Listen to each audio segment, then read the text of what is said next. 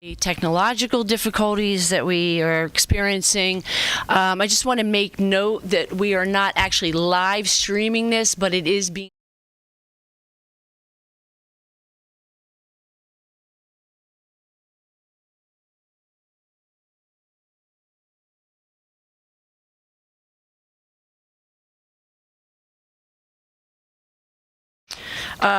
we'll start with Pledge of Allegiance. I pledge allegiance to the flag of the United States of America and to the republic for which it stands, one nation, under God, indivisible, with liberty and justice for all. Thank you. All right. Roll call. I'm present. Lynn Archer? Present. Mike Ham. Mike is absent with notice. Mike literally called me this morning. His family has COVID. They all tested positive this morning. His 15-month-old grandbaby got it. So, keep Mike family in your thoughts. And he apologizes for not being here, but obviously he felt it was most prudent not to show up. And so I'll be debriefing. Yeah, we do appreciate that. And I'll be debriefing with Mike after our meeting. But I just also want to make note that I've spoken to Mike yesterday, so he's in the loop with all that we have going on. Steve Kelly. Rashida Tyler. Rachel. And Kostub. All right. Thank you, everyone. All right, I will read the mission. We start the meeting always reading the mission of the IDA. As soon as I can find it, you would think I'd have it memorized by now. The mission of the Ulster County Industrial Development Agency is to advance the job opportunities, general prosperity, and long-term economic vitality of Ulster County residents by targeting tax incentives, bonding, and other assistance to foster creation and attraction of new business and the retention and expansion of existing business. All right. I'll refer you to page 3 in your meeting packets, and if you would take some time to look at the minutes from our June 15th regular meeting. And upon review, then if someone would please make a motion to approve these minutes. Thank you. All in favor? Aye. Thank you. All righty. At this time, we're open for public comment. Anyone here that would like to make comment on agenda items only? Yes, Bill.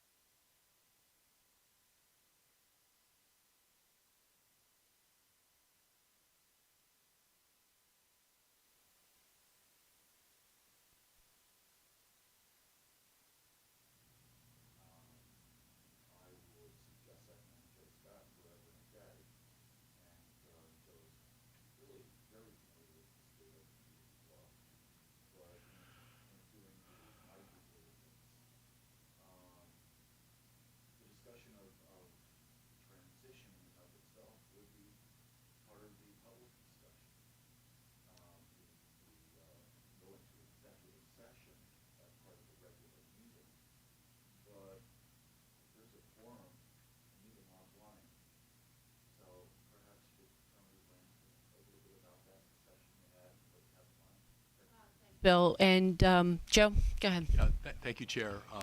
Mr. Kimball, there's, to summarize, there's a lowercase meeting and there's an uppercase meeting. All the discussions that have been had with the members, with multiple members, with single members, have been with counsel and have been under the exception for open meetings law with respect to advice to counsel. Those have been confidential discussions, attorney-client advice with respect to guiding working with the members to provide a logical, reasonable, responsible transition to a new management system, and all that's been in discussion with counsel. So thank you. We're very sensitive to the open meetings law. The fact that the board made special arrangements today to live stream this meeting and to make sure that we had the proper notices for this meeting demonstrates that commitment to the open meetings law. But any discussions that have been had have been lowercase m meetings under the exception for attorney-client privilege. So thank you.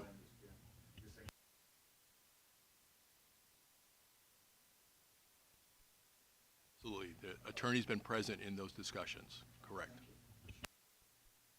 I will give an update on where we are with transition during the chair's meeting. Yep. Comment on agenda items only?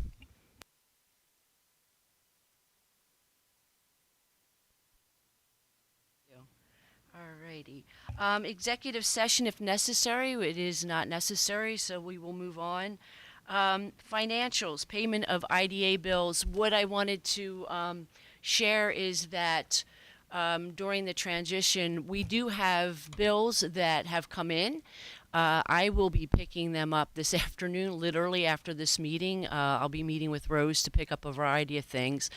And so I will be picking up bills, including our checkbook and all of our banking information. So all that to say is I will be bringing those bills and what they are forward to the board during our August meeting for approval. So again, this is just indicative that we're open for business. Things are still moving, but I wanted to give you an update specifically on bills because we will have to approve them next month during our regular meeting. Any questions about payments of bills? Anything about that? No. Okay. So now chair's report. First of all, I just want to thank everyone this past month who have been helping and working on transition items. Joe Scott, Lynn Archer, Steve Kelly, and all of you. The good news is we are open for business. Things continue to move. We have had several meetings with O'Connor to help transition and to ensure a smooth transition, which is what we're going through right now. As I mentioned, I will be visiting Rose's office, O'Connor's, and picking up a variety of things that we need to, that'll help us keep things moving on a daily basis. So I'm really happy and pleased that in the last few weeks we've really been able to keep those things moving and work with O'Connor on a smooth transition. And I thank them for that, as well as Joe, who has helped, and Lynn and Steve Kelly. So there's a variety of things. I mean, there are practical things that we have to do. So there are things like transfer a phone number. So all of the calls coming into the IDA will be transferred to my number, as well as general inquiries and emails that come in, and any prospective projects and or our existing clients or those that are in the pipeline are in the process of finalizing with us. All that will flow to me in the interim. And we'll also be working on all the banking and the website. So all of that is in progress. We're really pleased with that. The other good news is that we will need temporary assistant administrative help, right? And so to that end, we have actually am working with the temp agency and have some potential candidates that we'll be interviewing in the next week or two who can help us in the interim period with all the administrative tasks. So the good news is I think we're in really good shape and things continue to move smoothly and we're open for business and we're progressing. The other piece of this is, of course, we need a permanent structure and we need permanent staff for the IDA. And to that end, the governance committee will be meeting within the next week or two to begin that work of what does our permanent structure look like, with the hope that by our August board meeting, they'll come forward with us for recommendations on structure, and then we can begin that process of hiring who we think we need to hire on a full-time basis or part-time basis. And we can move through the next phase of the transition. So I think we're in really good shape, and I thank all of you for all your help during this process as we keep moving forward. The other thing I thought was important that we want to keep sight on is we have a transition going on, and that's clearly a priority. The other priority are the areas that I identified in our June meeting, which is we are also have a working group that we've put together on housing. Housing continues to be a really important and critical issue here in the county, and to that end, we have our working group on housing, which will be Mike Ham, Steve Kelly, and Rashida Tyler, and I look forward to the work that they'll be doing very soon around that. And then we also have our public engagement, community engagement and education working group with Lynn Archer and Rashida and Rachel, and I look forward to that work. I'm happy to say that we now have our firm that will be working with us, helping us to put together a strategic plan to do that.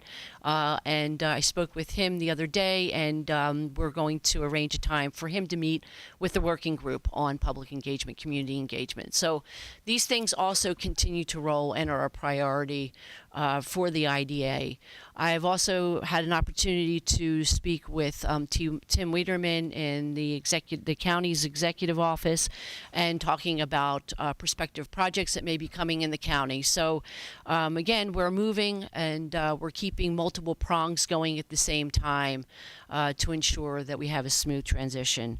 And also keep a focus on what our bigger goals and objectives are for the IDA moving forward this coming year. So that concludes my the chair's report. Joe, any old business status of pending projects on page 9 that you'd like to walk us through?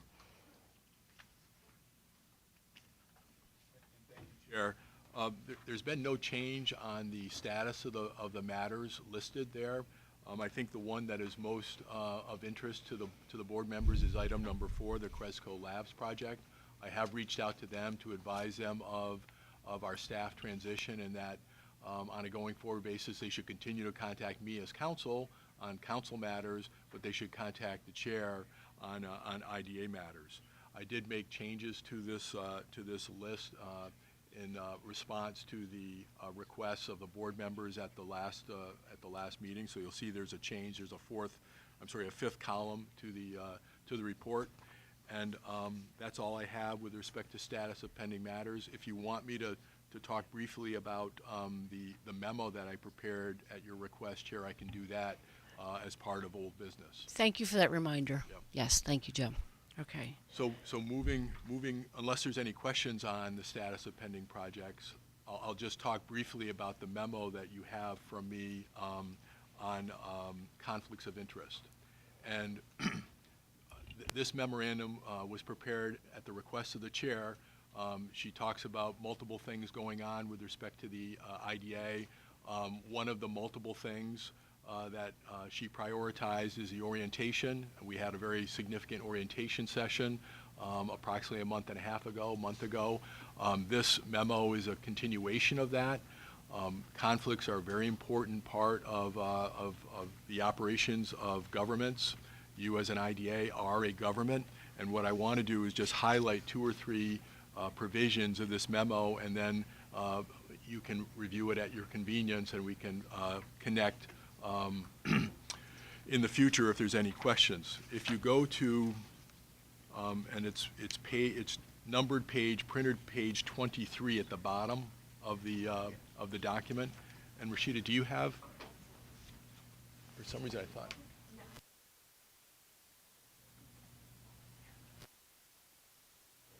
If you look at the bottom corner, what I've done is excerpt pages from various documents. So if you look at the bottom, and it's printed page 23, it's not actual page 23, it's printed page 23.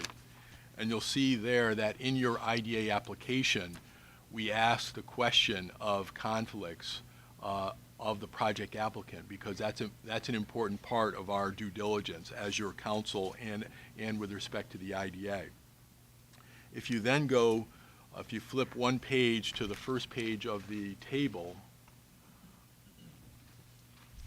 and again, I apologize that I didn't put page numbers on the bottom of this. The general rule is outlined at the very top, talking about no municipal official, and as a member of the IDA, you're a municipal official, may have a conflict of interest with respect to a matter. Interest is defined farther down in that same table as a direct or indirect pecuniary or material interest. And the way to look at it is anything that involves money is typically a problem. So that's how we look at this with respect to the analysis of contracts. The last item that I wanted to highlight on that page is contract at the very bottom. And candidly, a very simplistic way to look at this is if you have a contract between two parties, one of the parties is the IDA, and the other party has an IDA member involved with that other party, whether an employee, an owner, or a director, we have a problem. And you need to talk to the chair and you need to talk to council to make sure that we review it. There are exceptions for some of these conflicts, but it's an important issue. And the reason why it's so important to us as your council is if you go 2 pages on the table, and it's 3 lines from the bottom, three rows from the bottom, you'll see criminal penalty. A municipal official that violates this law is guilty of a misdemeanor. So it's a very important issue that we want to make sure is resolved. Speaking from my interest and professional interest, any contracts entered into when there's a contract are null and void as a matter of law. So that's a problem because we, as your council, in connection with any of these IDA projects, we deliver opinions of council indicating that the documents are valid and binding. And if there was a conflict and the contract is null and void, then obviously our opinion letter would be wrong, and that would be a problem both for the IDA and for us.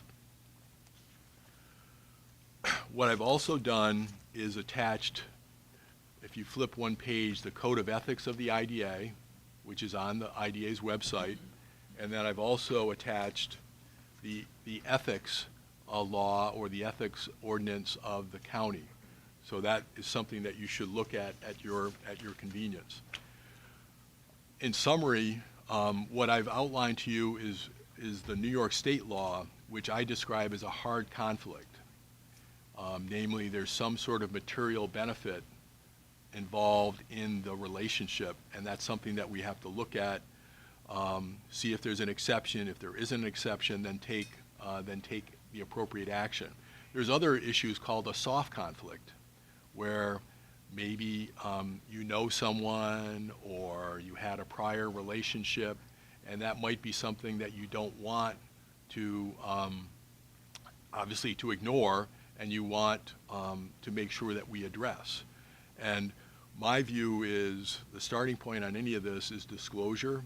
You know, sunshine, you hear the phrase sunshine disinfects any problem. Well, that's probably too broad, but disclosure up front, disclosure as a part of the written record, disclosure at the open meeting is a very good start. So whenever you have any kind of inkling that there is something else that you need to be or you're aware of that we should address, you should bring it to the chair's attention and bring it to council's attention. And with that, I'll pass it back to you, Chair. Thank you. Joe, any questions for Joe? No? Not a question, but when in doubt, it's always best to bring it forward. That's been my experience, so. Yeah, good advice. Yeah, okay. That concludes our meeting agenda. So if I could have a motion for adjournment. Second. Thank you. All in favor? Aye. Aye. Adjourned.